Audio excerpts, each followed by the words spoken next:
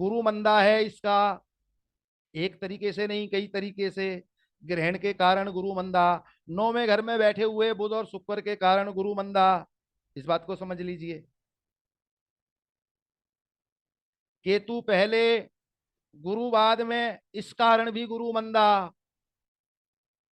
7वें घर में गुरु होने के कारण गुरु मंदा। गुरु मंदे की कोई कमी नहीं है इस टेवे में। गुरु मंदा यानी कि पिता के सुखों से वंचित। और गुरु मंदा तो पढ़ाई लिखाई में भी रुकावट डालता है। अब जैसे ये बात अभी सुमित अरोड़ा जी ने बताई कि इसने अपनी वकालत रोक दी। पॉइंट समझने की कोशिश करिए। उस समय विशेष पे गुरु फिर किसी ऐसे हालात में आया होगा जब इसकी वकालत रुक गई। लेकिन इस व्यक्ति को बहुत सारे मौके मिलेंगे पढ़ाई लिखाई के लिए, जीवन भर मिलते रहेंगे। अब शनि का एक नियम है, उस नियम को समझिएगा। इसको रोक देता हूं, मैं शनि का नियम आप लोगों को आगे रखता हूं।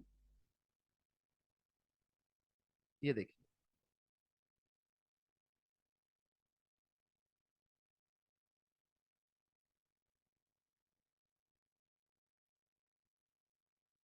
इन सूत्रों पे हमारे विद्वान लोग अक्सर चर्चा करते नहीं है, इसलिए मैं ये सूत्र खोल रहा हूं और आप लोगों के दिमाग में रच बस जाएगा। इस बात को समझिए। इस शनि के नियम को समझिए। शनि के पीछे वाले घर में, यहां पे टेबे में शनिचर है 5वें घर में, ये रहा। शनिचर बैठा हो 5 में, चौथे घर में। इस नियम को ध्यान कर लीजिए, इसके बड़े शानदार तरीके से फलादेश करने में आसानी रहती है। ये देखिए, शनि 5 में और चौथे घर में राहु या केतु कोई भी हो तो छठा घर मंदा होगा। छठे घर पे मंदा असर होगा। यानी कि शनिचर एक, तो एक का 12वां घर हो गया ना पिछला घर। शनिचर चौथे घर में तो पिछला घर हो गया तीसरा घर, और अगले वाला जो मंदा होगा वो शनि से अगला होगा। और क्यों मंदा होगा वो घर? क्योंकि उससे शनि से पीछे घर में राहु या केतु कोई भी बैठे होंगे। इस बात को समझिए।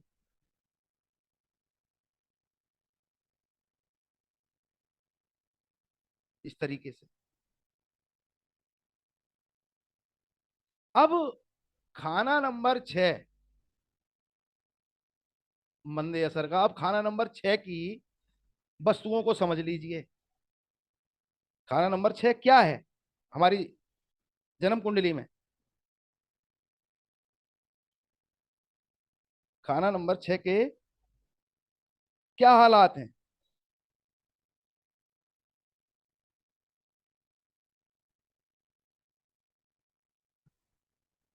रोग, शोक, शत्रु। खाना नंबर 6 मंदा है, इस बात को समझिए। यानी कि खाना नंबर 6 से संबंधित चीजों पर मंदा असर। यानी कि इस जातक का तो बचाव ही होगा उन चीजों से। इस बात को समझिए।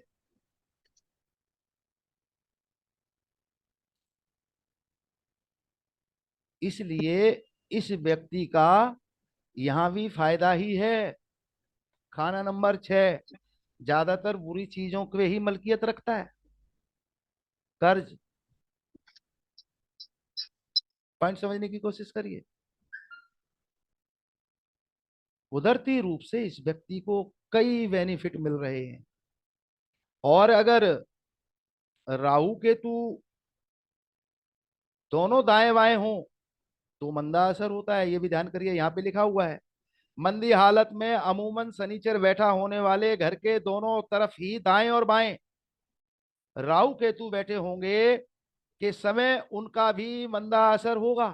तो वो तो है नहीं, यहाँ तो पिछले घर में केतु बैठा है। और जिसके कारण से खाना नंबर 6 से संबंधित, खाना नंबर 6 से संबंधित इस बात को समझिए। ये भी जानकारी इस व्यक्ति के फेवर में चली गई है। खाना नंबर 6 की जो बुराइयां, क्योंकि ध्यान करिए खाना नंबर 6, 8, 12 खाली ही अच्छे, और 6 खाली है। अगर 6 में कोई गिरह बैठा होता तो मामला गंभीरता की तरफ जा सकता था, इस बात को समझ लीजिए। लेकिन यहां कुदरती रूप से बचाओ, केतु शनि से पिछले घर में, तो मंदा होगा शनि से अगला घर, यानी कि खाना नंबर 6। तो 6 भी खाली है, एक बचाओ, और 6 से संबंधित जो दुख परेशानी इस व्यक्ति के जीवन में आ सकती हैं वो दूर हो गई इससे। इस व्यक्ति को एक प्रकार का बेनिफिट मिल रहा है, फायदा मिल रहा है इस योग में भी, इस बात को समझ लीजिए। अब चंद्र केतु को थोड़ा सा समझने की कोशिश करेंगे।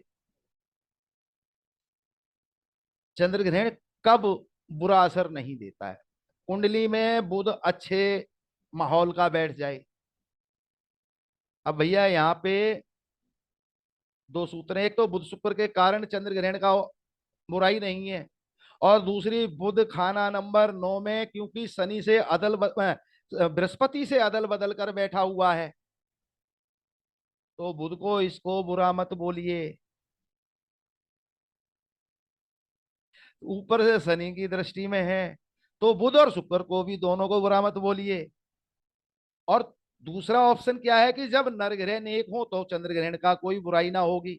अब नर ग्रह नेक में मैंने पहले साबित किया कि मंगल यहाँ पे बुरा नहीं है, लेकिन बृहस्पति बुरा है, और सूरज को भी ग्रहण लगा है, और सूरज राहु एक साथ होने की वजह से खाना नंबर 10 का मंदा असर ये जरूर आया कि व्यक्ति ने कई सारी नौकरी छोड़ी है इसमें, बार बार नौकरी करता रहा, इस बात को समझिए।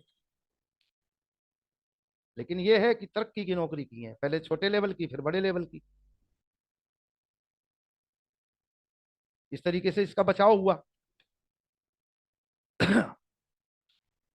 बुध या नर ग्रह सूरज मंगल और बृहस्पति नेक हो तो चंद्र ग्रहण का मंदा समय ना होगा। तो बुध नेक हो गया है यहाँ, चंद्र ग्रहण का बुरा असर। दूसरी बात, बुध शुक्र की वजह से भी चंद्र ग्रहण का असर नहीं है। और अगर हो भी, मैं एक, क्योंकि एक मैं शब्द बोलता हूं कि पापियों का बुध का और मंगलवद का भरोसा मत करिए। तो मंदा भी होगा तो इस व्यक्ति को 24वें साल, चंद्र ग्रहण का मतलब 24वें साल दिक्कत रही होगी। और किताब भी ये कहती है कि या तो 1 साल या फिर कंटिन्यू 24 साल तक मंदा असर होगा। तो इसका 24 साल तक तो भैया मंदा असर हुआ ही नहीं है इस पे। अगर हुआ भी तो 1 साल इसका 24वां मंदे हालात का गया होगा। कंटिन्यू 24 साल इसका मंदा समय नहीं रहा। ये इस व्यक्ति के बुध शुक्र की वजह से भी पता चल रहा है, ये बात भी समझ लीजिए। और अगर सूरज, बृहस्पति और मंगल सारे ही अच्छे हालात के होते तो ये 24वें का 1 साल भी जो मंदा होता है वो भी ना होता, इस बात को समझ लीजिए। अब दूसरे पॉइंट पे आइए। नर ग्रह तीनों अच्छे हों या ना हो, लेकिन मंगल तो अच्छे हालात में फिर भी है, खाना नंबर 3 खाली है, मंगल पे कोई बुरी दृष्टि नहीं।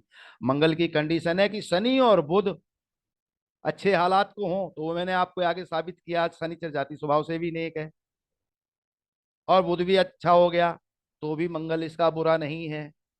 तो मंगल ने जितना भी बचाव करना था चंद्र ग्रहण में वो जरूर किया है, इस बात को समझ लीजिए। अब दूसरा पॉइंट, इस व्यक्ति के जीवन में इसकी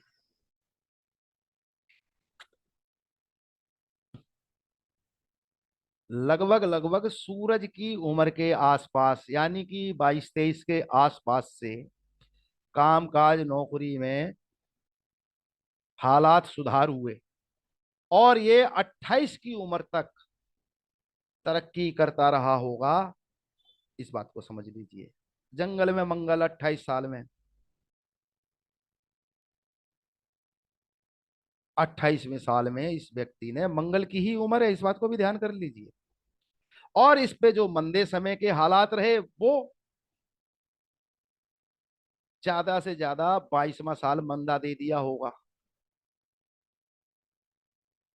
इस बात को समझ लीजिए। या ज्यादा से ज्यादा 24वां साल इसका मंदे हालात का।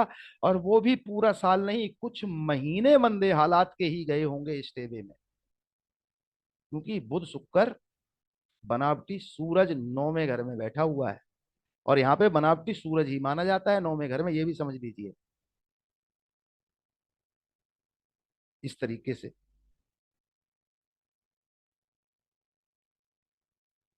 और नरग्रह अगर नेक हो तब भी,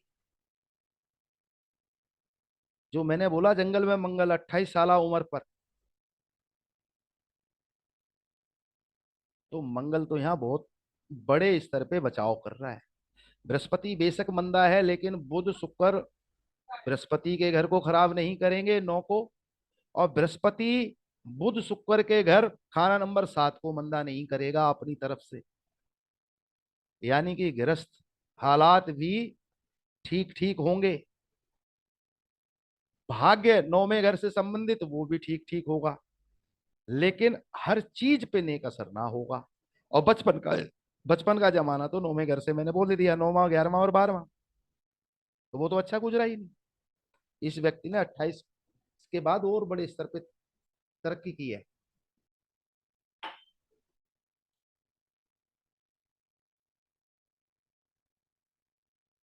एक और सूत्र समझिए।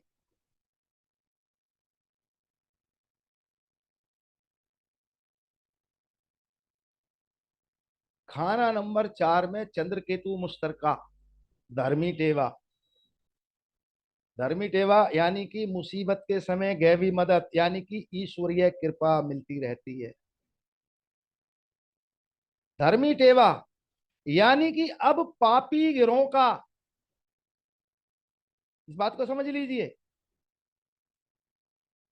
या इसको ऐसे समझ लीजिए कि खाना नंबर 4 में चंद्र केतु मुश्तरका होने के कारण तमाम ग्रह, या यूं समझ लीजिए कुल टेवा ही, पूरा टेवा ही, पूरी जन्म कुंडली ही धर्मी हालात में हो गई। यानी कि जब भी मुसीबत आए व्यक्ति को ईश्वरीय कृपा, छुपी मदद, गैबी मदद हमेशा उपलब्ध रहे। सोचिए इस व्यक्ति के हालात को देखने में मंदे, लेकिन मदद किस प्रकार से परमात्मा दे रहा है। खाना नंबर 10 में सूरज ग्रहण। अब बहुत सारे हमारे मित्र विद्वान लोग सोच रहे होंगे कि भैया सूरज राहु खाना नंबर 10 और 11 में हो तो उम्र सक्की होती है, कम उम्र हो, बोला गया है सूरज राहु मुश्तर का। इस सूत्र को समझ लीजिए पूरी तरीके से। जब खाना नंबर 8 को मंदा करने वाले ग्रह 8 में हो, जैसे राहु बुध केतु खाना नंबर 8 में मंदा करते हैं, या दूसरे ग्रह कंडीशन भी होती है। मान लीजिए ये बुध शुक्र जो 9 में बैठे हुए हैं, यही खाना नंबर 8 में होते तो इस व्यक्ति की उम्र ही आज ये जीवित ना होता। ऐसे समझ लीजिए।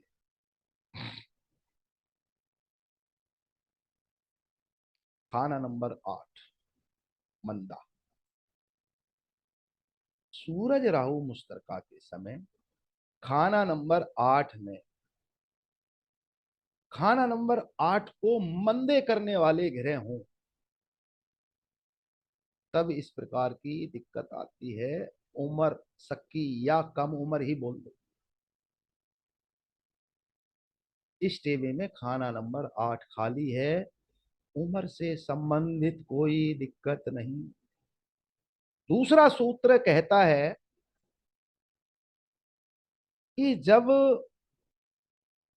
राहु और सूरज खाना नंबर 10 में हो, उसी समय शनिचर चंद्र या शुक्र के साथ खाना नंबर 2 में हो, तब भी उम्र कम होती है 22 साल तक। तो वो भी बचाव हो गया, इस व्यक्ति की उम्र भी कम नहीं है। और दूसरी बात मैंने बोला, बुध शुक्र कह रहे हैं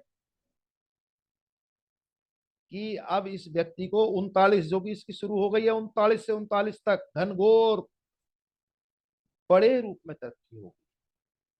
इसी वजह से मैंने बोला कि ये व्यक्ति और पढ़ेगा लिखेगा और ऊपर जाएगा। अभी भी ये अच्छे खासे स्टैंडर्ड पे जा चुका है, लेकिन अभी और तरक्की करेगा। अब दूसरे सूत्र को हम समझिएगा। सूरज ग्रहण के समय बुध शुक्र मिल रहे हों कैसे भी, यहां तो एक साथ ही है, ये भी ध्यान कर लीजिए, नजर से, नाली से, किसी भी प्रकार, तो सूरज ग्रहण का मंदा असर ना होगा। सरकार से कोई ना कोई मदद मिले। अब ध्यान करिए, शुक्र बुध मुश्तरका में एक बात तो ये कही गई है, अर्ध सरकारी मुलाजमत, लेकिन अब दूसरे शब्द को भी पकड़ लीजिए, ये भी कहा गया है कि सरकार से कोई ना कोई मदद मिले, धन दौलत आमदनी होती रहे। अब सूरज 39 से अगली 39 यानी कि 78 साल उम्र तक सूरज की चमक रहेगी। कारण बुध शुक्र मुश्तरका है, इस बात को समझिए। और मंदा समय होगा ज्यादा से ज्यादा तो 22-23, जो कि सूरज का अरसा है। और अगर ये बुध शुक्र नहीं होते तो इस व्यक्ति के जीवन में 22 साल कंटिन्यू भी दिक्कत परेशानी खड़ी हो सकती थी, जो कि अब इसको नहीं हुई है। इस बात को नोट करिए। सक्की उम्र थी, वो भी इसकी नहीं है, 8 मंदा नहीं है, और शनि चंद्र या शनि शुक्र दो में नहीं है। देखिए इस व्यक्ति के इतना देखने में मंदा टेवा, लेकिन इसके राजयोग परखिए, जांचिए। और सूरज ग्रहण है तो बुध शुक्र एक साथ में मिल रहे हैं, सूरज ग्रहण का असर खत्म हो गया। अब एक और सूत्र समझ लीजिए।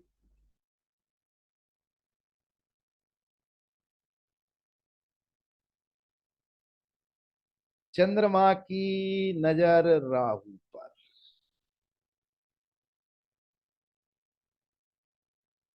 आप लोगों को एक बात पता होगी कि जब सूरज राहु को देखे या सूरज राहु एक साथ बैठे हो, तो उस घर से अगले घर पे मंदा असर होता है। अब यहां पे अगला घर तो इनकम से संबंधित है, खाना नंबर 11। लेकिन भैया चंद्रमा ने राहु को देखा हुआ है। अब जो भी राहु और सूरज का, देखिए मंदा असर बुध और शुक्र ने रोका है, लेकिन अगर, क्योंकि मैं हमेशा बोलता हूं पापियों का कभी भी धोखा दे सकते हैं, तो इस टेबे में अगर ये राहु पापी मंदा असर दे रहा है, तो व्यक्ति ने बार बार नौकरियां बदली और तरक्की की, नौकरी छोड़ता रहा, बदलता रहा, इसने कई नौकरी छोड़ी है। लेकिन ध्यान करिए, इनकम में रुकावट नहीं आने देगा, क्योंकि राहु का अब असर खाना नंबर 10 में ही बंध गया है। राहु अब खाना नंबर 11 में अपनी गंदगी नहीं फेंक सकेगा, क्योंकि चंद्रमा की दृष्टि है राहु के ऊपर। चंद्रमा की दृष्टि राहु के ऊपर होने के कारण जो सूरज राहु में अगले घर पे नेगेटिव असर पड़ता है, जो कि अगला घर बहुत जरूरी था इसका, खाना नंबर 11 इनकम। इनकम पे इस योग के कारण बुरा असर नहीं है, क्योंकि चंद्र महाराज ने कृपा कर रखी है, राहु की दृष्टि, राहु पर दृष्टि डाल के इनकम के घर को खराब करने से बचा रखा है। इस बात को समझिए। अब एक और सूत्र ध्यान करिए। चंद्र ग्रहण का सबसे मंदा असर है वो खाना नंबर 9 और खाना नंबर 12 में होता है।